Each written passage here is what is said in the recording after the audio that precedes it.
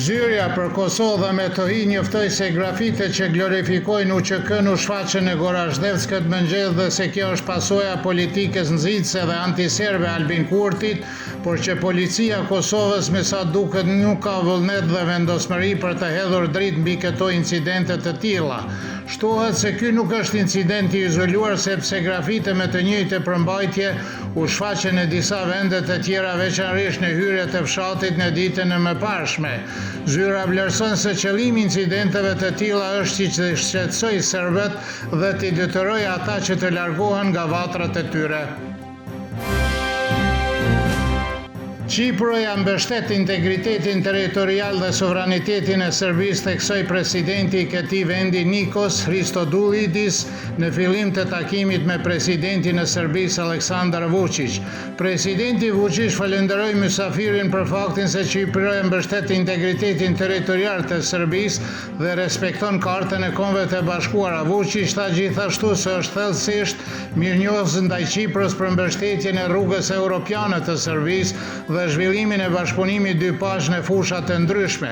Qipëria do të kryesojë bashkimin evropian në gjysmën e dytë të këtij viti.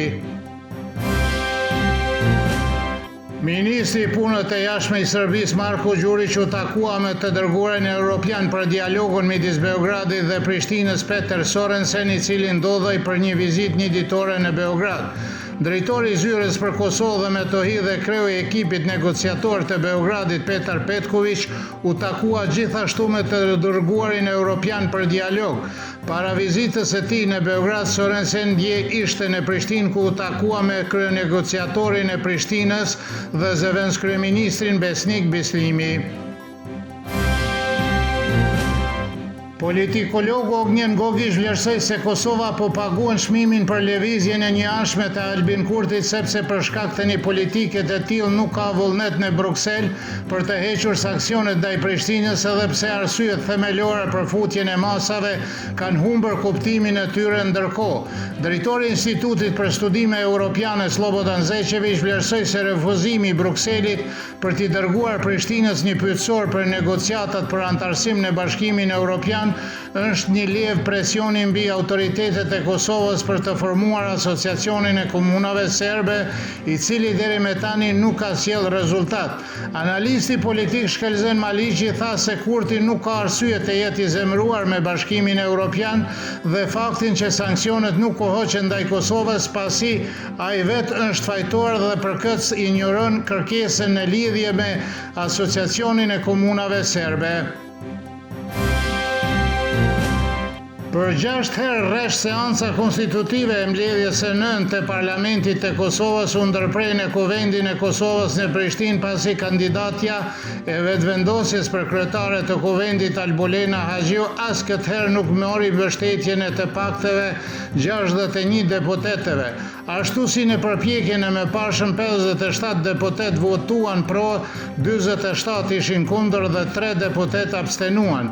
Seanca e radhës e Kuvendit është planifikuar për të dielën në orën 10 dhe nuk ka gjasa që situata do të ndryshojë deri atëherë. Deputeti i Lëvizjes Vetëvendosje Faton Peci tha se mënyra më e arsyeshme për të dalë nga kjo bllokatë politike është konstituimi i shpejtë i Kuvendit të Kosovës dhe vazhdimi i procesit të formimit të qeverisë. Para seancës së sotme Albolena Haxhiu nuk deshi të fliste për pritjet e saj, por theksoi se nuk donte të shkaktonte përçarje. Bazuar në vendimin e gjykatës kushtetuese, Lëvizja Vetëvendosje si parti kryesore në zgjedhje ka të drejtën ekskluzive për të nominuar një kandidat për kryetar të parlamentit, por edhe sot nuk ka hequr dorë nga pozicioni për të cilën nuk mund të sigurojë shumicën parlamentare. Analisti politik Halil Matoshi beson se Albin Kurti po përdor Albolena Haxhiun si kandidate për kryetare të Kuvendit me qëllim të vonimit të formimit të institucioneve.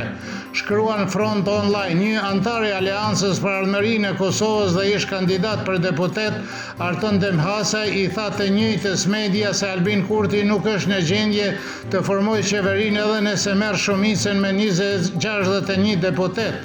Prandaj bllokoi kuvendin. Avokati Skender Musa beson se ekziston një zgjidhje për zhbllokimin e kuvendit. Opozita mund të fusë në votim një kundërshtar dhe nëse fiton 61 vota ta marrë këtë funksion. Moti nesër në Serbi do të jetë mesatar deri kryesisht me vranësira her pas here, me reshje, shiu dhe bubullima, do të ketë kushte për stohi me reshje më të dendura, shiu dhe breshër. Do të fryjë here dobët ose mesatare nga veri perëndimi her pas here, duke u rritur gjatë ditës. Temperaturat e mëngjesit do të sillen nga 8 deri në 14, kurse ajo maksimale ditore nga 18 deri në 24 gradë Celsius.